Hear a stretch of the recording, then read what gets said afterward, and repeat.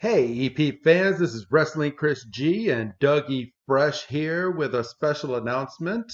And this is kind of different than what we normally do, Doug. Yeah, this is the benefit slash the cause of pre-recording episodes. Yes. So the episode that you're about to listen to is episode 46, Attack of the Prehistoric Pokemon, which was recorded. I'm gonna say it's been recorded for a couple weeks as of the time that we're doing this right now. But the reason that you're hearing this at the beginning of this week's episode is because we are plugging a very special guest that will be making an appearance on next week's episode of Chansey Operation. Yeah, this is a big get for us, and I mean that even saying that's kind of an understatement. Yes. So Um, we we've already recorded with them, so we didn't want to put it out there unless everything was kind of locked in stone. But next week on a Chansey Operation, episode 47 of the Every Pokemon Episode Ever podcast, we will have special guest, original theme song singer Jason Page on the podcast. Yeah, this was a really fun episode to record. I would say for roughly maybe the first half or so, he was seated at a piano. Um, Well, don't give away spoilers. Well, God, that's no spoilers. That's just the man's seating arrangement. But it was nice to have him on the show. And I want to give all of you fair warning for next week so you can make sure to hit that subscribe button so you do not miss that episode because it's an interview that you're not going to want to miss. And the energy that this guy brings to a podcast for your ears to enjoy was just amazing, Doug. Yeah. I I mean, without going into the episode, I was there was multiple times, and I mean, I'll say it on the episode, but I had goosebumps a couple times just in the recording, and like you said, the dude's energy is infectious. I think everybody that clicks on that episode, they're gonna have a smile on their face on several occasions. Um, it's gonna be real fun to listen to. Absolutely. So we're not gonna keep you too long. I know you clicked on this episode so you can listen to Attack of the Prehistoric Pokemon. But again, when you're listening to this episode, there's no mention of Jason Page for next week because it was recorded in advance before everything was locked in stone. But we wanted to put this little snippet in so you know to listen for what to listen for next week. So, Doug, you want to say welcome, Doug? Well, no, because then you're gonna do it 5 seconds later. No, I'm not. Say welcome, You, Doug. Do well, it. you are. Do it. Do it. It'll be the first and only time you ever do it. Welcome, Doug. Well, how about I throw it to past you? All right. Well, Wrestling Chris G, let's bring in this exciting episode. Enjoy it, everybody.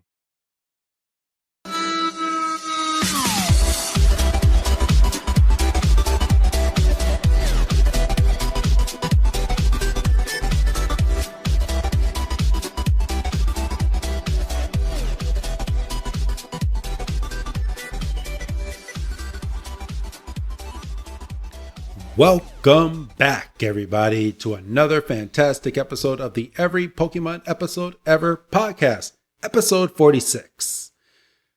I am one of your hosts today, Wrestling Chris G, and on the other line with me today, if you think about it too hard, he may or may not be here. He may or may not be here, just like the tale of this episode as well. It's good old Dougie Fresh. Dougie, man, how you doing? I could feel the gears in your head turning from here. Yes. I could feel it in those pauses. Yes. You're like, I have nothing. And I know that because I've been there. I had nothing going into your intro, and I was like, well, technically, Officer Jenny said that everything that happened in this episode didn't really happen. That's bullshit, isn't it? Yeah, it Because is. if that's the case, Ash should sit there and go, how the fuck do I have a Charizard? Yep. Why the hell do I have a Charizard? What the hell happened this whole time? How do we all have shit on our faces? How do we all how are we all sitting here saying that we saw prehistoric? Okay, yeah, we're getting too far in, but today's episode is episode 46, Attack of the Prehistoric Pokemon, or translated from Japan, Resurrected Pokemon Fossil. I was with it until the fossil. The fossil makes it too clunky, in my opinion. Or no, Resurrected Fossil Pokemon. There you go. And still, if it was just resurrected Pokemon, I might be like, okay, I get that one. But it's one word too many. Yep. Attack of the Prehistoric Pokemon. I'm going to go with the US version. And of course, it's always good because when Pokemon is in the title, you get Pokemon in the text. Yes. So, in this episode aired May 26th or May 28th, 1998 in Japan and February 27th, 1999 here in the States. So, being a fan of this podcast, you know we like to go back in history. And Doug, mine happened in 1996, so I know yours happened before then. So, are you going first this week? Yep. I knew it. All right, so go ahead. What happened on February 27th in your date? So, on February 27th, 1860. Of course. I told you, I'm going to start. I mean, you just heard last week 1866. where our that was 2 weeks ago. Oh, that was 2 weeks ago. My bad. You just heard last week where our fantastic guest star Rich, like as we were getting out of the history section, was like, well, actually, on this date in 1913 or something. They repealed the 18th Amendment. I'm like, shit, you know. Yeah, we should have picked that up. Yeah, one of us should have picked that up for sure. So, like I said 2 weeks ago, fine tooth comb from now on. So, Abraham Lincoln gives a speech that many would credit to him winning that election in New York City. All right. And I have the speech up, but as a favor to the listeners, I have no interest in going through it because that was going to be my question to you. It's a long motherfucker, and it's kind of got that old timey vocabulary, and ain't nobody got time for that. But I mean, anybody that's familiar with the way that Lincoln would speak, you know, in his debates, or obviously, you know, the famous one that pretty much anybody can at least quote the beginning from is 7 years ago. And the man had the gift of gab. He was a great speaker. And if this is the speech that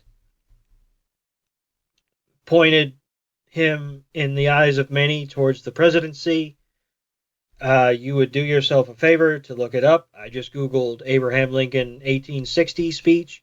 And it's all there. Comes up, it's there, it's in entirety. You can read it, you can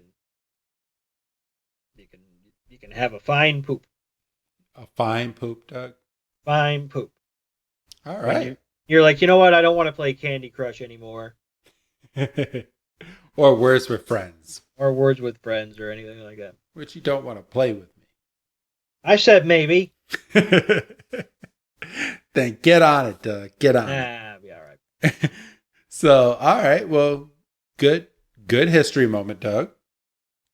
And of course, if I can, I keep mine in the pop culture, movies, sports, and anything like that that I can speak on. But this week in 1996, February 27th, is the American film production Happy Madison Productions was founded by Adam Sandler on this day. So if you are familiar with Adam Sandler movies, Happy Gilmore, Billy Madison. Yep. The Bubble, what was it called? Bubble Boy? Waterboy. Oh, Waterboy. Waterboy. My bad. Yes, Waterboy. Like all of these movies that were made by Adam Sandler was through his production of Happy Madison Productions. So without that company, a lot of these movies probably wouldn't be where they are right now. He wouldn't have a career, and he wouldn't have gotten to the point a couple of years ago where he was robbed of the Oscar for Uncut Gems. Yes, he was. Right, that was a fantastic movie. Great movie. So, all right. Well, that's my history moment. There's no need in going any further. I mean, if you're an Adam Sandler fan, basically, if this company did not exist, like we said, he would not be anywhere near where he is right now. So, all right. So you ready to get on into this week's episode, Doug? All right. Not too much talking this week, people. Not too much talking. So, and just peek behind the curtain. The reason there's not too much talking is because we just did a podcast right before this one, and nothing new has happened in the past 10 minutes that we finished the last podcast. So we're doubling up tonight. So sorry for people that are listening to this and like our banter. But here we go. So we start this week's episode with our trio coming up to Grandpa Canyon. And there's a bunch of people here because it's being told that there are fossils of prehistoric Pokémon all around this canyon, and that people are going to go and try to find it. But our trio knows nothing about it. Clueless. Very clueless. Absolutely clueless. And when they're seeing these hundreds and hundreds of people going to look for these fossils, Ash is basically like, well, what the hell is going on here? And of course, when we have off episodes like this, which are about to be fantastic, who's going to show up, Doug? Gary cosplaying as Indiana Douche. You had that ready, didn't you? I had that lined the fuck up. I'm glad I asked you. I mean, look, I was getting it in there regardless. But that just played so well the way that I set you up for that one. All right. So Indiana Douche. I like it. And he comes in and he goes, not only are you late as usual, but you are also clueless as usual as well. See, clueless. And Ash is like, it's Gary. Why are you dressed like that? So Doug, just because you came up with that line, what is his response and what happens next? Oh heck, I let it run. I spiked the football in Indiana Douche and I let it run. Oh damn. He said, sorry. He's basically like, I'm dressed like this because I'm gonna make a fossil discovery and I'm gonna become world famous. Yes. So he goes in and he has his little cheerleader squad, how old is Gary? He's got to be 10, right? 10 or maybe he's older, so maybe 11, 12. Okay. So he's 11 and 12. Okay, yeah, he has a very popular professor. How old are these women that are with him? Right. Well, Because there's always a woman driving him around in cars. right. Because I He, think the last times we saw him in the pilot, he was being driven away in a convertible. yes. Um, I have no idea. I mean, I'm gonna say he swings maybe a little older, so maybe they're 14, 15. Okay. I'm choosing not to go any higher because it makes me feel icky. Well, it is Japan. So, Japan anime. So, but yeah, we'll go with that, Doug. So, well, if they're driving, they have to be at least 16. So I'm going to go 16. Well, they're not all driving, Well, one of them is. right? But he's So, not with the one that's driving. oh, true. Okay. But he looks over at his young ladies cheering him on, and he's like, "Thank you to all my loyal fans.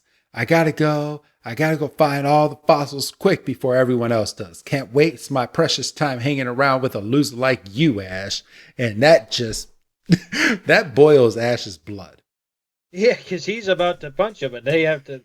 Brock and Misty have to hold him back. And good for him.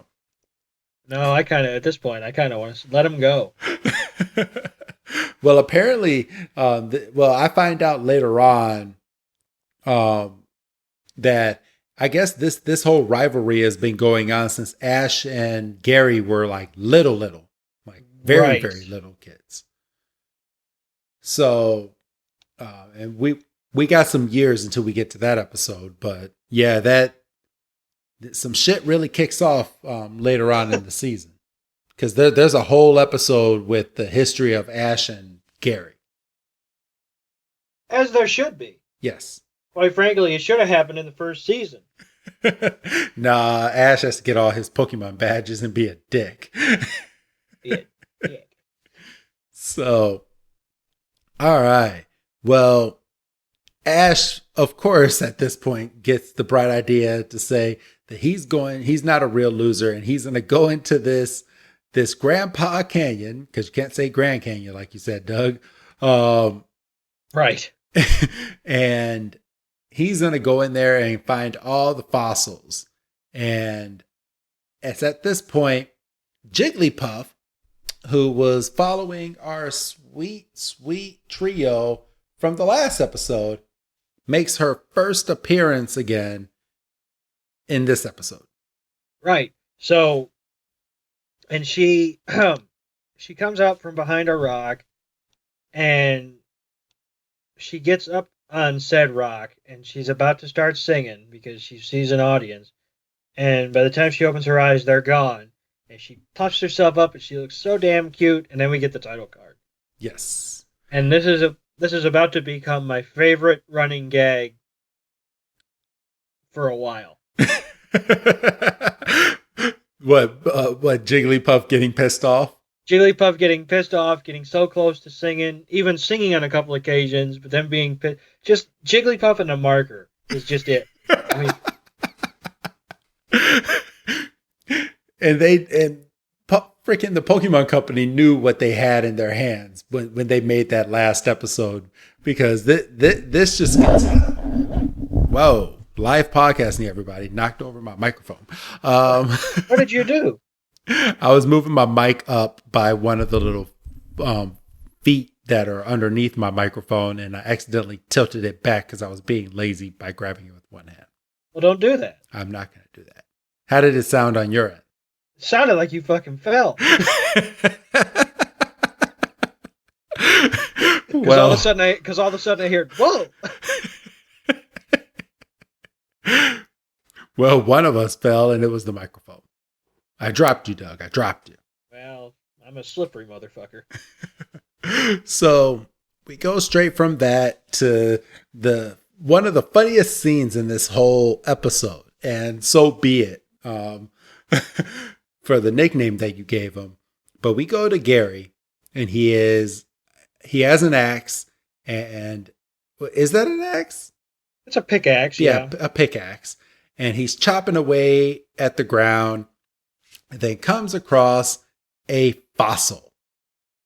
And an examiner comes over and he's like, "You see, I found the very first fossil here." And his cheerleaders start cheering. They're like, "Yay, Gary!" And the examiner looks at it. He's like, "Yeah, well, what you have is definitely a fossil, but it's fossilized shit. So literally, it's Pokemon shit that got fossilized, and that's what you're holding." And everyone's and just the cheerleaders go, "Hey!" that was funny. That was hilarious. So, all right, Doug, you want to take this next part? So then we pan out and we see our heroes at the top of the ridge. They're looking at all the people digging, and it says, but nobody's found any fossils. And Brock's like, I don't understand how this qualifies as the Great Fossil Rush. And then we look over, and standing on another rock from a little bit across the canyon, we see Meowth saying, I don't understand what's taking these two so long. And obviously we find out that he's waiting on Jesse and James. And they pop out from behind another rock, and they start doing their spiel, and Meowth clocks them. Yes. Says, we don't have fucking time. And he hits him with a mallet. He hits him with a mallet, and then fucking Jessie gets pissed. Just bang. She takes the mallet right away from Meowth and just goes boom, and Meowth just goes flying into a piece of rock and just crumbles that rock. So who causes a little mini avalanche, actually. I know. Who needs a freaking pickaxe when you got Team Rocket with a mallet? Well, because the mallet's not very good for digging. So smashing. So it's at this point where Ash and the gang, they see Team Rocket from a distance and they go, oh no, this is not good. So let's go ahead and find out what's going on here. And we go straight from that to Meowth with, and I kind of figure that if this was made today, that this scene probably would have been cut out because children these days are... Children can't be playing with fire. Yeah, children can't play with fire. So you have Meowth holding a lighter, a fairly like one of those Zippo lighters. Yeah. And he also has a piece of string in his other hand. And he goes and he's getting ready to light this. And here comes Ash and Pikachu. And he's like, hold it right there. And James is like, hey, you're always messing up our plans. But guess what? Fuse is already lit. You can't do anything now. So I have a problem with this next part, but I'm going to have you kind of try to talk me off of a cliff. How poorly of an aim does his Squirtle have when Ash summons his Squirtle out to go and take out this flame? Well, to be fair, Squirtle's also running. Yes, but can't it just wet a longer part of the rope? So when the flame gets to it, it just goes psst. Oh, so you're saying shoot ahead of the flame and get it where it's going. Yes. Gotcha. As opposed to chasing it down. Yes. Gotcha. Like, come that's on. That's a fair point. But I mean, I feel like we have to say it at least once an episode, but it's a kid's show, but it's a kid's show, yeah. Come on. But all right. So Doug, I'm gonna have you do this big scene that we're getting ready to go down between Team Rocket and Ash and the trio as we are trying to chase down this flame. So Ash and Squirtle are chasing the flame. Team Rocket is chasing Ash and Squirtle. They're being chased down the canyon. They're turning, they're going, down elevation. One of Team Rocket trips, which causes everything to pile up, and we just get this mass of humanity. Weezing, Arbok, Squirtle, Pikachu, Ash, Team Rocket, And one big ball. just bouncing down, just down, down, down, and they all end up in a heap at the bottom of the canyon. And then the the fuse just goes right past Ash, and Pikachu just the only thing that I can chalk it up to is Pikachu absolutely panics And was not thinking at be- all. because nobody can get up. They're all in a scrum. Pikachu squirts its way out and just hits it with a shock, and just the episode just freezes, and everything goes blue and gray, and there's this gigantic explosion. Trademark. And a big crater opens up, and tons of boulders fall in, and somehow Squirtle is the only one that is able to make its way out. So where well, the hell was Squirtle? well, Squirtle, I have no idea. Because, yeah, you see everybody fall into the ground, but Squirtle was not one of it. So I'm guessing Squirtle may have rolled back, or maybe Was was on the back of its shell and just didn't fall in. I have no idea. I have no was explanation, Doug. was he able to cling itself? Pardon me. Was he able to cling itself onto the side before all the boulders caved in? Actually, that's exactly what happened. Because in the next scene, Squirtle is holding on to the cliff from where the ground kind of split. And Brock and Misty run over to Squirtle and pull Squirtle up because Squirtle's trying to pull itself up. And he can't. So they pull Squirtle up and they look around. They're like, oh, shit. Ash is underground and so is Team Rocket. And there's a bunch of rubble and stuff on top of them. We got to get them out of there. So they're thinking the worst thing possible. They don't know how deep this hole really is, but they just think that Ash might be just dead underneath all this rubble. And then we get then we get Jigglypuff, and I don't mean to laugh, but she just pops up, and Jigglypuff sees all the rubble and boulders and stuff as a stage. So she's like, I'm gonna get to sing my song. And then as Misty and Brock and Squirtle are moving the rocks, the height of the rubble collapses, and she's just like, pissed off. I want to know in Jigglypuff's head. So, okay. So she doesn't see rubble. She sees a stage.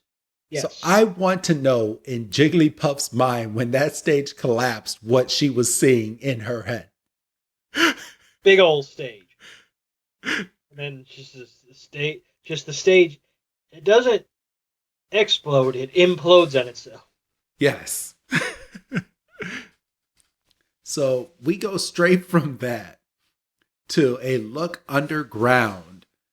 And underground, everybody's knocked out. So you got Arbok, Wheezing, Meowth. Jesse and James are taking a cat nap. Ash is taking a cat nap. Pikachu is starting to wake up because they've all hit their head at the bottom of this cave. Yeah, big old fall apparently. And at no point, and I mean, I'm getting a little bit ahead of myself, but at no point is anybody worried about the amount of air that could be down there. Yeah. So apparently we were just fine. We just needed to find a way out. Which I suppose there was going to be a little bit of air that was going to find its way through because it wasn't so tightly packed. Yeah, it's not airtight. Right. So it's at this point that Ash and Team Rocket start arguing back and forth because Jesse and James get up all nonchalant. They're like, okay, so we got to find a way out of here. And Ash is like, well, we're only down here because you planted explosives up there, which is the reason that it exploded. And we're all down here now. So, and Meowth is kind of the difference maker. He's like, what difference does it make who got us down here? We're all down here now, so let's try to find a way to get out of here. And then we pan over to James, and he's looking stoic. And Jesse's like, "You've got a plan." And then James just looks at her so nonchalant and goes, "We're all doomed." And she just clocks him again. Well, look at James looking at the brighter side of things. I mean, at least she didn't have her mallet, Yeah, for goodness sakes.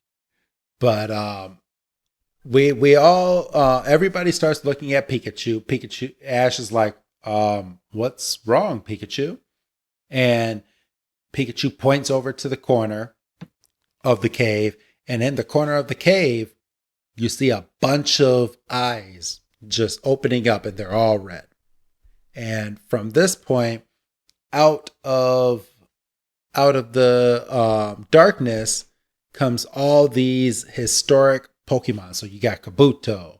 I'm sorry, sir. I'm sorry, sir. Prehistoric. Prehistoric Pokemon. You got I Kabuto, mean, for goodness sakes, it's Kabutops. in the title. Whatever, Doug. You got Ammonite, Amistar, Kabuto, Kabutops. And those are the only Pokemon that we have multiple of down in this cave. And Ash takes out his Pokedex, and I'm not going to go. Know of. Yes, yes. And Ash takes out his Pokedex, and I'm not going to go through every single I'm calling bullshit here. Okay. You go real quick, because I'm not going to go through each of the entries for these Pokemon, but I was going to give a rationalized thought from what the Pokedex had. So what is the Pokédex? Because this is the first time that we've seen the Pokédex register multiple Pokemon at the same time. Before it was like, oh, there's an Eevee, and then we find out about the Eevee. But this is like, there's 5 of them standing all in a 4. How many? Yes. 4. 4 of them. Standing, 4 different Pokemon all standing in a group. And then Dexter just registers them all without even blinking. Yes. So I'm going, what in the fuck? Are we registering Pokemon? Or are we just registering a general area? What are the rules? Well, okay, and I guess I can give what they put on here. So we went through all of them. So you got Kabuto, Kabutops, Amistar, and Ammonite. The Pokedex says it is believed these Pokemon became extinct tens of thousands of years ago. So that's because nobody has ever seen them, despite the fact that you're registering anyway. It says the details of their behavior is shrouded in mystery.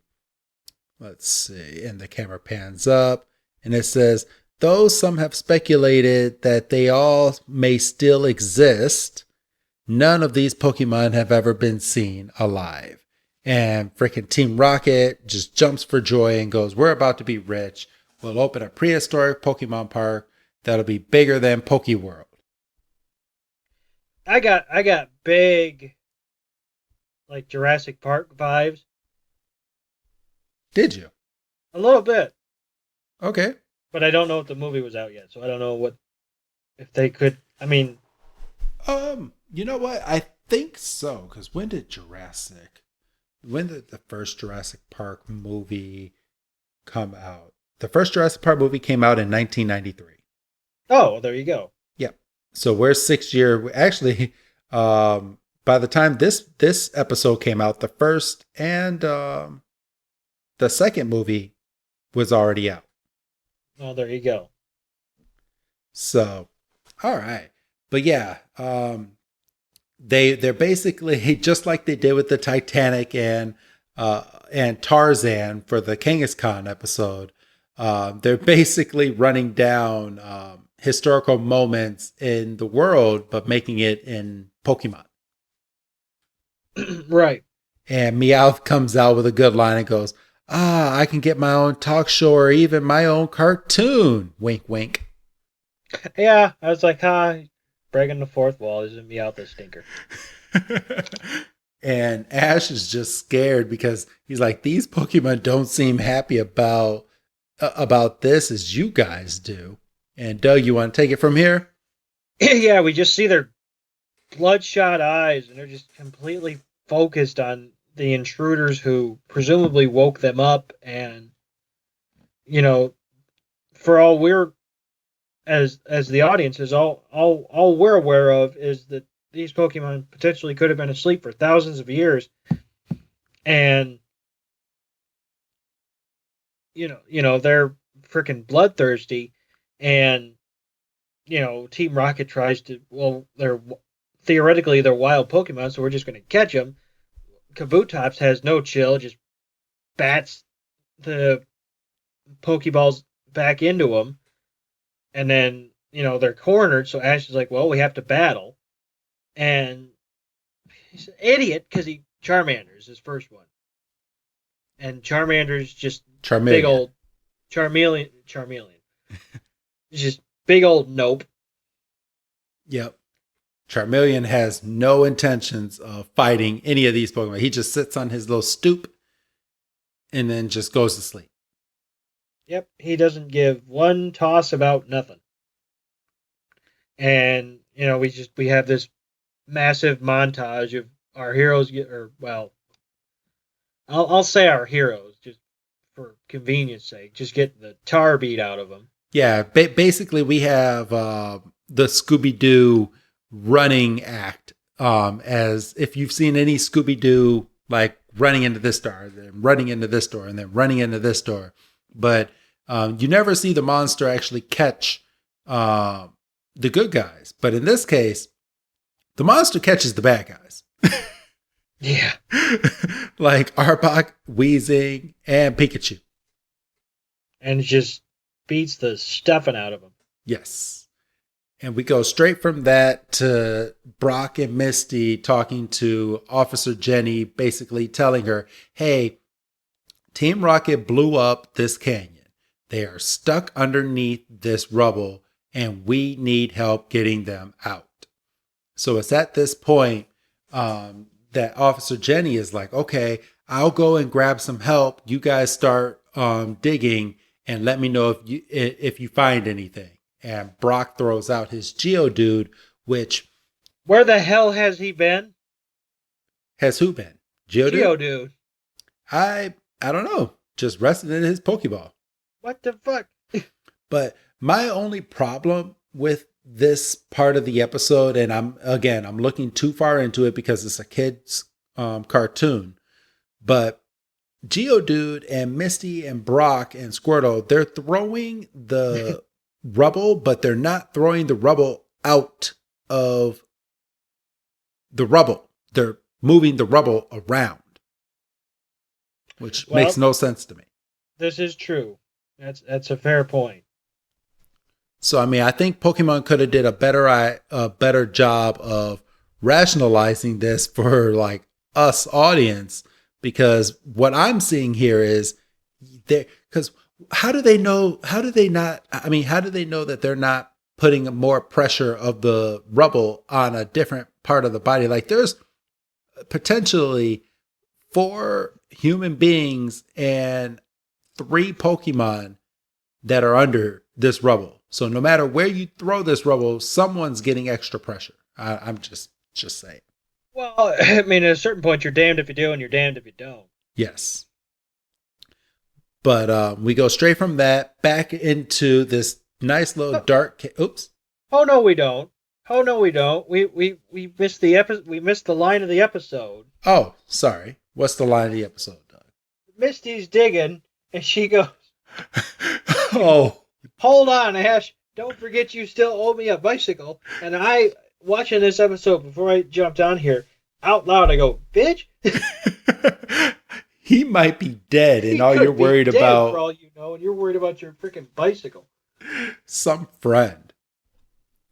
But she is 10 years old, Doug. Well, this is true, but still. The amount of shit they've been through. So... we go straight back into the cave, and it looks like Team Rocket is hiding behind, including Meowth, is hiding behind some rocks, and they sent Arbok and Weezing over to attack these prehistoric Pokemon, and they're getting chased by the prehistoric Pokemon again. Right, and they're mad at Weezing and Arbok because they're getting beat up by the prehistoric Pokemon. These are the same Weezing and Arbok that 2 weeks ago, via chicanery, I understand, but got their ass kicked by a little Paris. Yes. What in the absolute shit? Well, I mean, James should just remember they're losers. Right. And he We called them established this. losers. Yes. So, all right. So it's at this point that Ash sends out his Pikachu because Pikachu is cornered by two Kabutops. And obviously, we don't know what these Pokemon are made out of as of yet, which Ash will soon find out. But he sends Pikachu in to give an electric attack to these Kabutops. Which, if these were the Omnistars, it would have been a lot more effective. But since Kabutops is I'm guessing they're a ground Pokemon, or would you consider them ground or a rock type Pokemon? I'm gonna do my research on this I one. would say ground, if anything, but I mean, I think the fact that they're hundreds of thousands of years old takes precedence, Yes. and they literally just rub off the Oh, it's a rock/water type Pokemon. water Yes. shenanigans. It says So, Kabutops is a rock/water type fossil Pokemon introduced in Generation 1. but the electric shock has no effect, and Basically, just tickled Kabutop's stomach. Pikachu panics and jumps into Ash's arms, and the Kabutops are closing in on him, and they're gonna slice him up. But then all the prehistoric Pokemon stop. Yes. And why did they stop? Because none other than their boss is flying into the scene. And when the boss flies into the scene, everybody stops and they listen. And their boss is none other than Aerodactyl. Who comes swooping in and in the process knocks Charmeleon off of his rock, setting off a gigantic chain of events. Yes. So, all right, so it's at this point, Aerodactyl is sitting on top of its big rock and it starts screeching. Everybody is scared.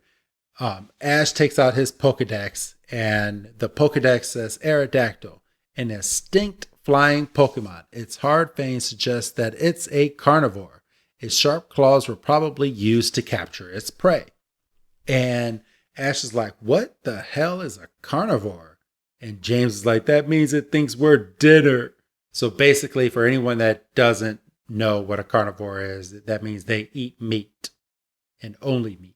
And only meat, yeah. Yes. So, oh, geez. So everybody's in trouble now because the boss is here. So, Doug? So, yeah, Aerodactyl starts pursuing everybody, and Charmeleon steps up like he's going to take him on. And Ash is like, well, all right.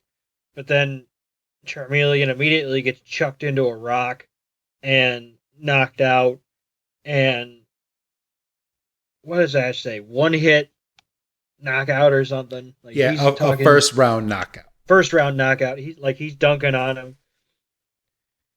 But as they're watching all this happen, they can hear um, people yelling from up top, and they get distracted, and then all of a sudden, Aerodactyl comes swooping down from the top and picks up Ash, and Pikachu and Charmeleon are able to grab onto its tail as they as they fly out of the cave. Yeah, the cave implodes on itself, but leaves a small opening so Aerodactyl can fly out. And at this point, as soon as they fly out of the cage, Pikachu and Charmeleon have to then let go because Aerodactyl is going too fast. Right, so they land on their butt, and Ash and Aerodactyl end up on a high peak. Oh! I wanna say one thing that we're missing, Doug. Nurse Joy, we find out is at this event as well, And the Nurse Joy, when Pikachu and Charmeleon flop onto their butt, whatever city that they're near, she has a dark blue cross. I didn't even. There was so much going on. I didn't even clock Nurse Joy. If I'm being honest with you. I know you did. I didn't either until I have a freeze frame on my screen right now, so I just happened to look over. But yeah, she has a dark blue cross on her hat this week, just for people that are following. So, Doug, you want to continue your thing? Yes, because then we get Jigglypuff popping out again because it sees lights and it sees what it perceives to be a stage. It's like, I'm gonna sing, and it gets ready, and then Misty goes, Jigglypuff, are you gonna? And then Jigglypuff gets pissed, and she's like, Jigglypuff, if you help us, we'll listen to your song all day. And Jigglypuff's happy, and then we pan over because some shit's going down. Yes. So we go straight from that to and we it's funny because we just talked about this with one of our most recent guests. Freaking Aerodactyl has the audacity to take its finger, pull it down over its eye, and stick out its tongue at Charmeleon because Charmeleon can't get up there to fight it. So And this pisses Charmeleon off so much. He just starts stomping his feet and he freaking evolves. Yes. So, and Charmeleon is just stomping away. He's like, Char! And Charmeleon evolves. And when he evolves, of course, he evolves into Charizard. And I want to make note that Charmeleon only got a couple episodes in this anime before evolving into a full-blown Charizard. Yeah. And Charizard is now here. Charizard is freaking huge. And Ash's like, whoa, that's my Charizard. And freaking... He said Charizard evolved because he wanted to help me. And then he immediately gets barbecued. Yes. And he's like, oh, I guess you only evolved because you wanted to face Aerodactyl. Now help me. Wah. He's a wah. So it's at this point that let's see. Let me we go straight over to Misty running over to Jigglypuff, and she turns on the spotlight while Jigglypuff is standing on top of the ladder that she is perceiving as a stage. And from this point, she says, Jigglypuff, I need you to sing. Sing your heart out. We're all here. We're all going to listen. Just sing. And Jigglypuff gets so freaking happy that she finally starts to sing. And everyone is starting to go to sleep. But Charizard and Aerodactyl are still flying up in the air. So, Doug, you want to take that next part? Yeah, so Ash is correct because he can see that Aerodactyl's starting to fade, and he's like, Aerodactyl, you have to stay up in the air because if you go to... And then he goes out, and then Aerodactyl goes out, and in the midst of Aerodactyl going out, Aerodactyl obviously relaxes its grip on Ash, and Ash falls, but he doesn't scream because he's asleep. But then, conveniently... Well, see, I say conveniently, but Charizard did this on purpose. Because Charizard was still... He was barely awake, but he was still awake. Yes. Because the way Charizard... Because Charizard kind of has its fingers in its ears, but we can see that it's still getting through because he's still getting groggy, and he still eventually goes out. Yes. So Charizard lands on the ground while he's awake. Because even though he doesn't listen to Ash, Ash is still his trainer. Right. He's not going to let a man die. Yeah. Or a kid die. So, Charizard lands, Ash rolls off of Charizard's back, and immediately starts cradling an egg in his sleep. And Jigglypuff finishes its song, opens his eyes, and sees everybody has passed out and just goes into straight balloon rage. Yes. And just the marker comes out. There's some funny marker moments in this episode towards the end.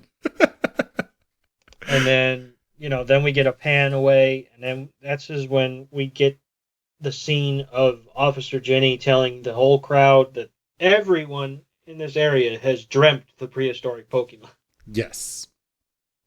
And that if you think you saw these prehistoric Pokemon, you are insane. Because rest assured that it was all in your dream caused by Jigglypuff's song.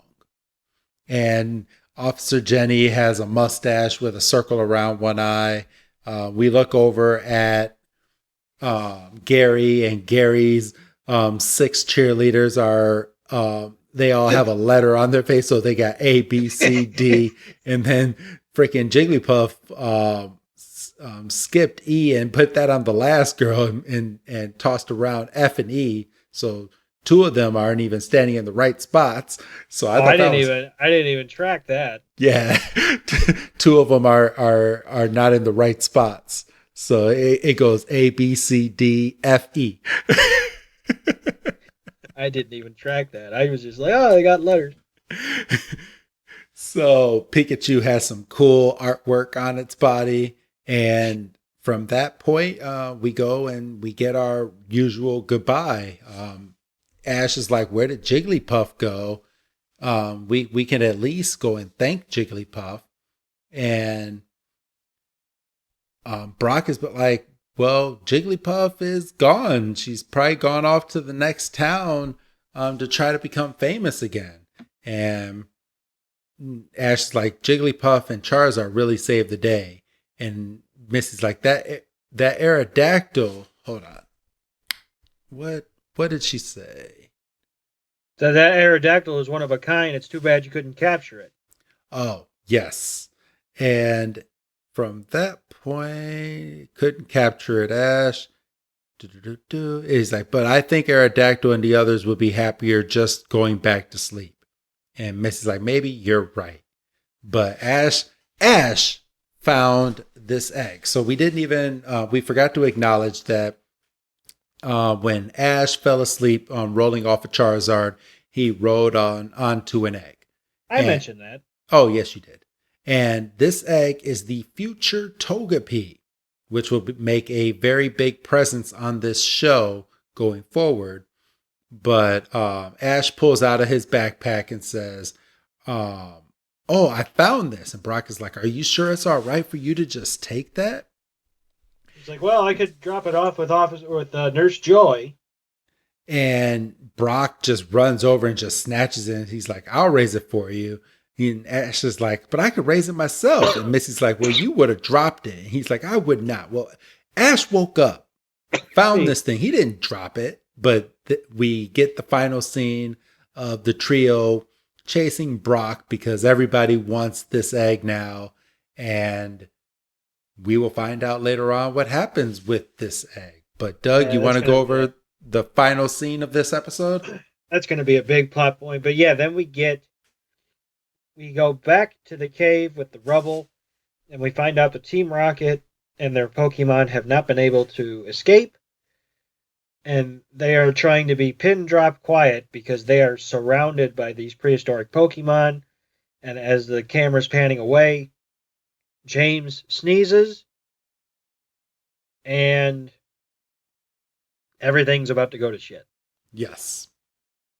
So, and that's the end of this week's episode. So, a great episode, Doug. I was real excited to review this one because this one had so much. It had action. It had historical Pokemon. It had everything. Prehistoric Pokemon. I know. I'll get it right one of these days. But all right. So, Doug, on this episode, what would you give this on your Doug rating meter? 4.5. It's just not. It's just not there. It's just, I need a gym battle. I was about to say, you need that gym battle, don't you? Well, I need progression. I mean, you could argue that the egg is progression, but at this point in the show, we don't know how that egg is going to factor in. Yeah, I need Ash to make a definitive step, and I'm not seeing it. Okay.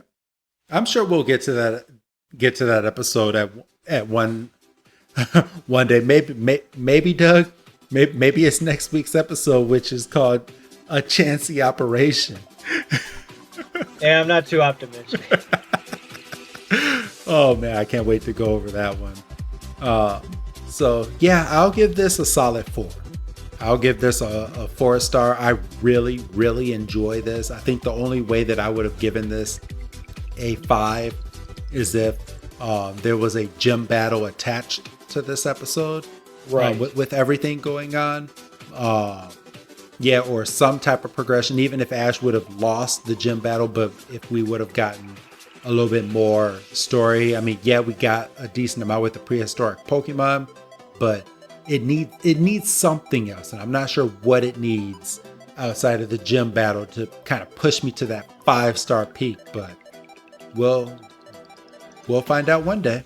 Story progression. Yes. So, all right. So, do you have anything else to add to this episode, Doug? No, we've just had a couple of really good weeks in a row, and I like when the show falls into a nice groove like this. Me too. So, if you don't have anything else to say, actually, right before, I did mention that next week's episode is called A Chancy Operation. You want to know what it's called translated from Japanese? I'm kind of nervous. It's called Lucky's Clinical Records. Yeah, Yeah, that's a big that's a clunker. That's, yeah. So, all right. So go ahead and say your goodbye, Doug. Goodbye, Doug. And this is Wrestling Chris G telling all of you, stick with us. And I know a lot of you have. Hit that subscribe button. Follow us on Twitter at @PokeBreakdown if you haven't already. And we will see you next week for A Chancy Operation. Have a good night, everyone.